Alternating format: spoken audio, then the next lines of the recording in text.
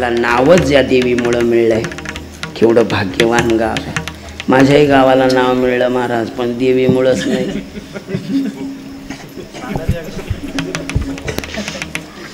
जाऊ दे आता, सांगा. नाही आम्ही बदलू शकत. किती आम्ही म्हणलो बोकुळ जळगाव, तरी लोक म्हणते बोकुळ जळगाव. तर काय भाग्यवान गाव आहे. आई जगदंबेच्या नावाने गावाला ओळख आहे. आणि जगदंबे सारखीच या गावातली मंडळातली मंडळी महाराज. खरंच मंडळी चांगली. अशी कार्यक्रमाला अशी माणसं बोलवणं इतकी सोपं नाही महाराज.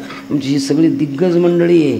काही काही ठिकाणी 8 दिवसात कायम सप्ते असतात, कार्यक्रम जास्त असतात ना, टाळकरी मिळत नाही महाराज. इतका अवघड राहतं. आपण पुढे एक म्हणून ती मागे एक म्हणते. आपण जर म्हणलं वचन ऐका कमळापती, ती म्हणते वचका नाही ऐकला कमळापती. तरी सण करायला तर कीर्तन करायचं भाऊ. आपण म्हणा मोगार फुलाला ते मोकार फुगाला. आपण जर म्हणलो पाण्यातील मासा झोप घेतो काय साथी, म्हणते खावा त्याचा रसा तवा कळे. अरे काय चाल, एक रिकील गायले तर पैसे भेटेल अशी मंडळी.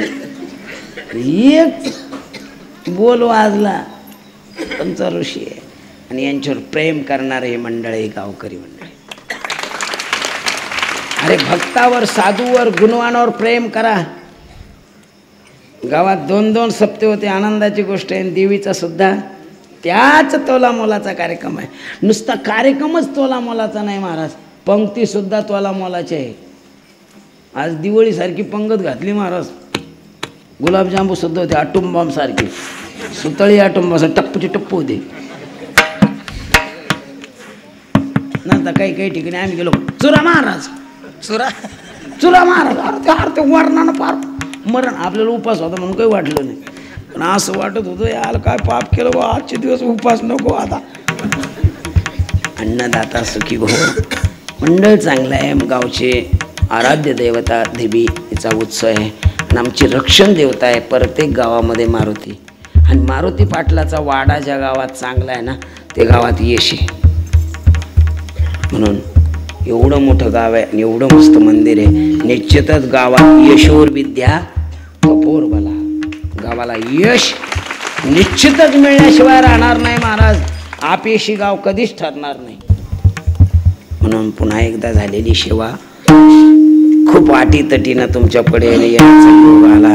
असं वाटत नव्हतं. मी या रोडवरून लय बारे गेलो महाराज. भाकरवाडीहून नीट हसनाबाद भोकरदनला जाताना रोड सोपा पडतो पैठणहून. आता खराब झाला नसता, पहिले चांगला होता. पण गावात घुसण्याचा कधीच योग आला नाही. आता गावातून जाताना गंगाराम कधीच जाणार नाही, कोणाला तरी भेटून जाईन असं प्रेम तयार झालं. येताना खूप मोठे कष्ट घ्यावे लागले. काही वेळेस असा प्रसंग येतो महाराज, लय आम्हाला लय अवघड आहे. आम्ही जर तारीख बदलून मागितली ना, लोक म्हणते तिकून जास्त पैसे मिळाले असतील बरं का. काय बोलती नाही सांगत नाही. तुम्ही कसं कीर्तन करा तरी लोक म्हणते चांगलं कीर्तन झालं हो, पण फुकट केलं का. मग तू फुकट करून पाय असं मान खाजून. चांगलं म्हणणारच नाही कोणी. हे जाऊ गुण इथला समाजातला. म्हणून बालानगरवाल्याला कसं पटवून सांगितलं असं ते गंगारामला माहिती.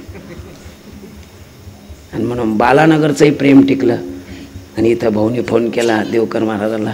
आणि इथं आल्यानंतर आमची सगळी गुणीजन मंडळी अशी प्रेमातली मंडळी पाहिली. आनंद वाटला. जसं एखाद्या शेतकऱ्यानं सूर्यफूल लावावं आणि एवढली कंस व्हावं सूर्यफुलाला, एवढली फुलं व्हावं. पाहून तुम्ही कशी सूर्यफुलं टप्पूची टप्पू आहे. काही गावात नुसतं सूर्यफूल राहतं, पण संघच स्वांगायला कधीच येत नाही. कडा काठाच. बरं मग आता कडा काठा स्वांगायला परवडत एक शेतकऱ्याला. मधलं सूर्यफूल पाहत देऊन आता मधलं सांगायला जमतं का. मग आपण चौकोन पहा. चौकोन पाहिलं पुढचे पहा. पुढचे ते बसणारे 10 वाजले ना रे, 11 वाजले ना रे. करेक्ट जवळजवळ 1-2 घंटे 7 मिनटं कीर्तन केलं महाराज सुरू झाल्यापासून. पण बघा सूर्यफूल अजून एक बी सूर्यफूल असं स्वांगायच्या लायकीचं नाही. पण कशी सूर्यफूल असं सूर्यफुलासारखं प्रेम करा. सूर्यफूल कोणाकडे पाहतं तुम्ही सगळे, कोणाकडे बोल राहिले. हा यो सूर्याला व्याकार आहे, पण कोणालाच जाळीत नाही एवढं मात्र त्याचा स्वभाव. म्हणून आनंद वाटला. गुणीजन मंडळी, ऋषी, आमची महाराज मंडळी असंच प्रेम आई जगदंबेवर करा. मी सांगून गेलो. माझ्यावर एक दिवस असा शक्तीने पराक्रम केला महाराज. नवीन गाडी घेतली, 6च महिने झाले होते. षष्टीला कीर्तन केलं नगद नारायणगडाच्या फडावर आणि कीर्तन करून निघालो ना. असं मला डंपरवाल्यानं हुल मारली. गाडीत आम्ही दोघं पती पत्नी, 2 भावाच्या 2 मुली. 6 महिने झाले होते माझ्या मुलीच्या लग्नाला. तिन्ही मुली पाठीमागं बसल्या होत्या. आम्ही दोघं पुढं बसलो होतो गप्पा मारीत. मग आम्ही मुख्य एक काय. आपली समांतर जलवाहिनीचं काम त्या काळात चालू होतं. मध्ये बंद पडलं होतं. त्याची पाईपलाईनीचे खड्डे खाल्ले होते 16 बाय 16 फूट खोल आणि 16 बाय रुंद. जेव्हा हुल मारली कौडगावपाशी, जेव्हा गाडी जाऊन धडकली, मला चांगलं आठवतं. अशी होऊन अशी झाली. एकदा माझ्या टांगड्यावर गेल्या पुन्हा खाली आल्या. ते झोपीत होते, आम्ही दोघं जागी होतो. आम्हाला चांगलं पाहिलं. म्हणलं आपल्यातलं कोणीतरी जाणार आहे. पण या शक्तीची भक्ती माझ्यात एवढी होती. गाडी पूर्ण लॉस झाली पण बांगडी फुटली फक्त, बाकी एवढं काही रक्त निघलं नाही. हा अनुभव माझा आहे शक्तीच्या बाबतीत. म्हणून मी सुद्धा उपासना करतो महाराज 10 दिवस नवरात्राचा. आणि ते बी आधीपासून करत होतो. गाडी जेव्हा किरण लावून वर उचलून आणली, ओढून आणली सानिया मोटरला, जेव्हा तिचा पंचनामा झाला, मला विचारलं. मी म्हणलं मला काहीच माहीत नाही कसं झालं, फक्त एवढं माहिती आम्ही खाली गेलो होतो. हाताला हात धरून वर आलो, बाकी काही विचारायचं नाही. आणि तुम्हाला गाडीचं जे करायचं, तिथले अनिल साहेब येते म्हणले राऊत महाराज कीर्तनाची गाडी येते, आपण सगळीच गाडी लॉस करून तुम्हाला नवी गाडी देऊ.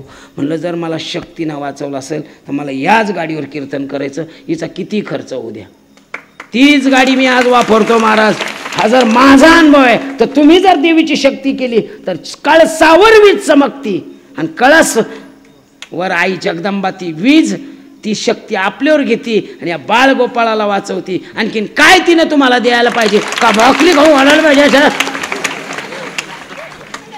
नाही नाही, आम्हाला देवीनं नाशिक असं घातले पाहिजे. तुमचे हात गेले कुठं कापूस याचायला. म्हणून 22 वर्ष तुम्ही सेवा केली, अशी अहोरात्र करा. तिथी मोजू नका, वार मोजू नका, साल मोजू नका. मंडळातली कार्यकर्ते म्हातारे होत राहील, तरुण कार्यकर्त्यांनी याच्यात या आणि असाच गोंधळ घालत जा. आणि हाच गोंधळ आपल्याला तारणार आहे. घरचा गोंधळ कधीच तारीत नाही. लग्नात गोंधळ घालते की नाही आपण? मग कोणाच्या घरातला गोंधळ संपला? संपला का? उलट 2-4 महिन्यातच गोंधळ जादा होतो. मला नाही राहायचं तुमचं, तुम्ही तुमचा राहा ना, आम्ही आमचा राहतो. झाला गोंधळ. अरे तो गोंधळ एकत्र नाही, तो गोंधळ सामुदायिक नाही, म्हणून तिथं दुःख आहे. असा सामुदायिक गोंधळ घाला. आणि तो सामुदायिक गोंधळ घालण्याचं पुण्य या मंडळाला आहे आणि आम्हा टाळकऱ्याला आहे. पुन्हा एकदा टाळकऱ्याच्या चरणी नतमस्तक. चाल काय असेल तर पुढचे कार्यक्रम आयोजक मंडळी सांगतील, तोपर्यंत कोणीही उठायचं नाही. विठ्ठल जय जय विठ्ठल.